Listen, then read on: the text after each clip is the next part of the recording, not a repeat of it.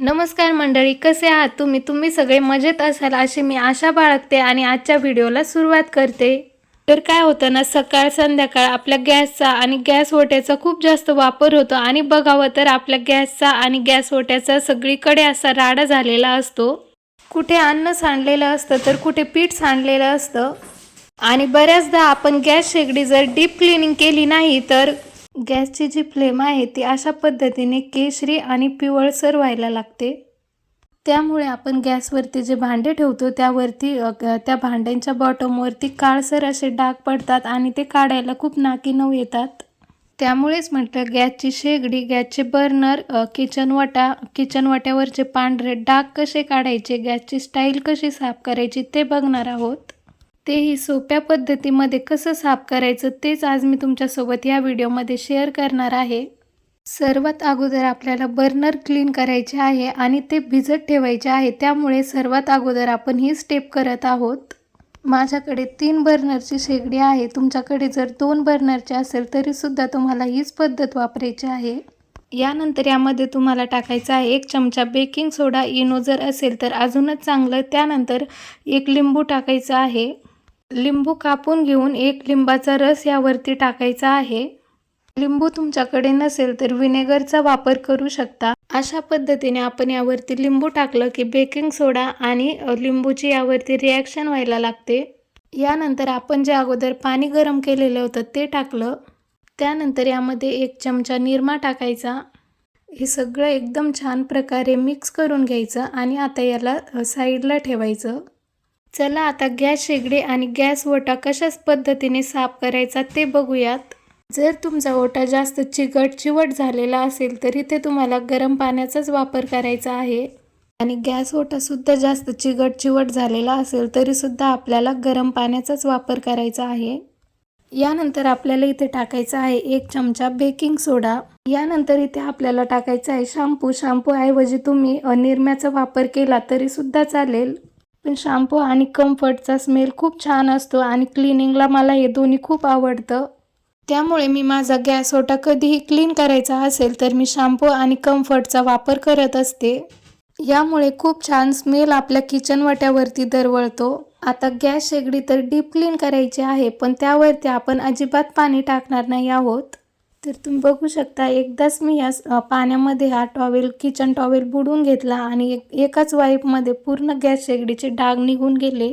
एवढं जबरदस्त हे सोल्युशन आहे।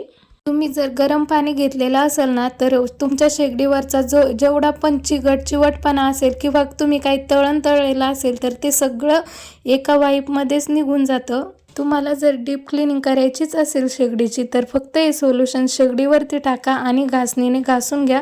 फक्त इथे सॉफ्ट घासणी घ्या आणि त्यानंतर सर्व गॅस अशा पद्धतीने छान पुसून घ्यायचा आहे। आता डीप क्लिनिंग म्हणजे शेगडीवरती पाणी ओतलं त्यानेच डीप क्लिनिंग होती असं नाही। शेगडी अगोदर ओल्या कपड्यानं पुसल्यानंतर त्यानंतर आपल्याला कोरड्या कपड्याने पुसायचे आहे, म्हणजे त्यावरती पाण्याचे डाग पडत नाही आणि शेगडी एकदम क्लीन होते। सेम पद्धतीने आपल्याला शेगडी खालच्या साईडने पण पुसून घ्यायची आहे।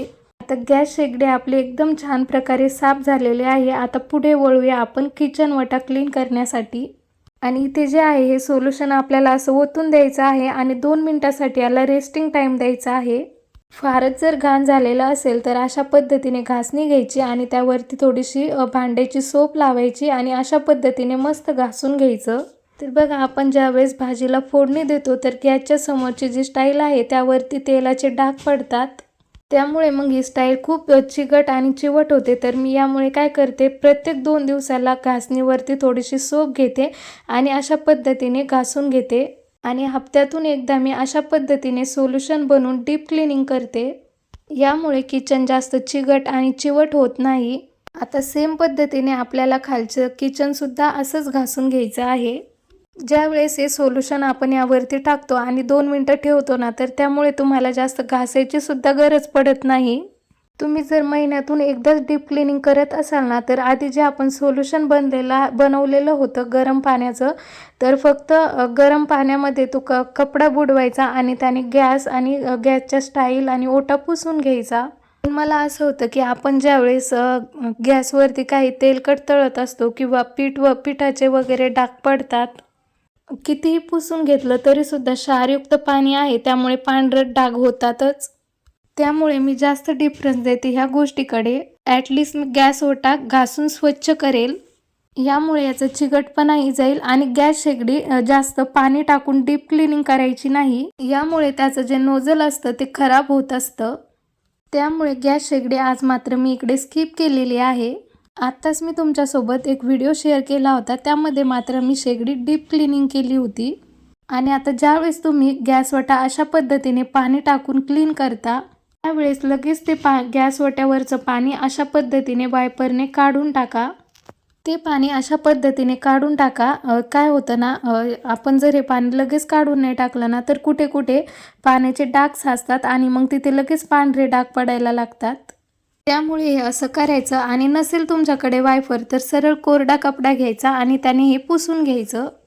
आपण गॅसची स्टाईल आणि ते पाणी टाकून धुतले होते, त्यामुळे गॅसवरती थोडेफार पाण्याचे शिंतोडे उडले होते, तर ते पण मी लगेच कोरड्या कपड्याने पुसून घेतले, म्हणजे पाण्याचे डाग शेगडीवरती पडणार नाही. तर मी प्रत्येक 2 दिवसाला हे असं करते. तर भांडे घासायच्या अगोदर हे इकडचं सगळं साफ करून घेते आणि भांडे घासल्यानंतर जे बेसिंग आहे ते सुद्धा व्यवस्थितरित्या साफ करते. असं माझं प्रत्येक 2 दिवसानंतर डेली रुटीन असतं. आणि दररोज फक्त मी असा ओला कपडा करून गॅसची शेगडी आणि ओटा पुसून घेत असते. खूप छान पद्धतीने आणि क्लीन होतं.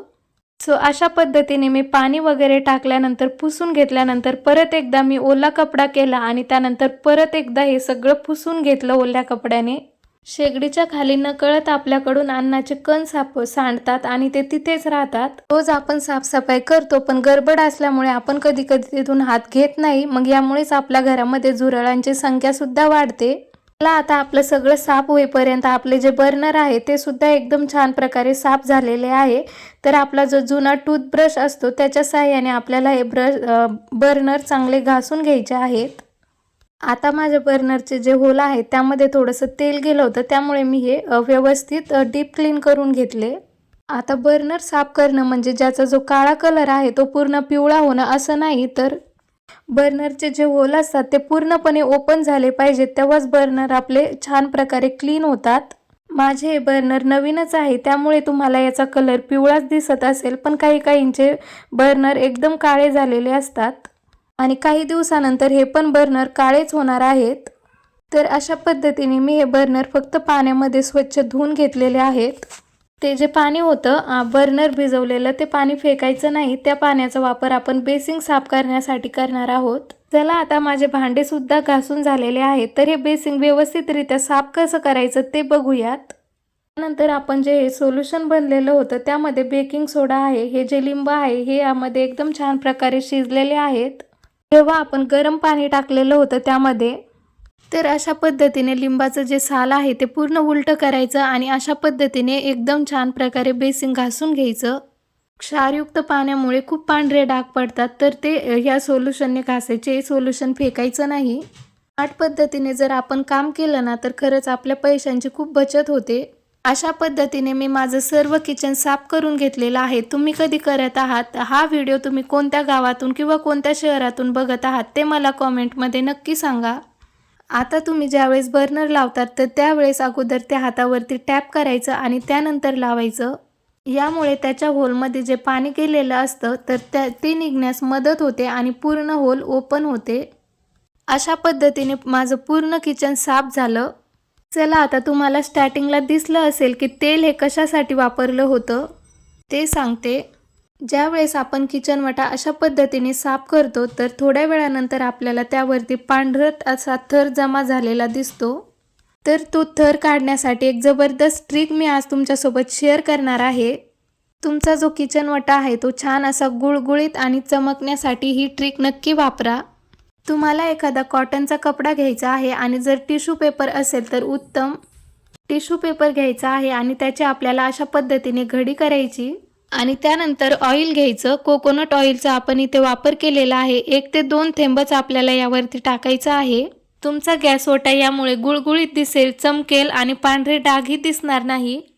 आणि सर्वात महत्त्वाचं म्हणजे एवढी छान चमक त्याला येईल की विचारूच नका. तुमचा जर पांढरा गॅस ओटा असेल तर नक्की आवर्जून करून बघा. माझा काळा आहे त्यामुळे तुम्हाला एवढं डिफरंट दिसत नाहीये.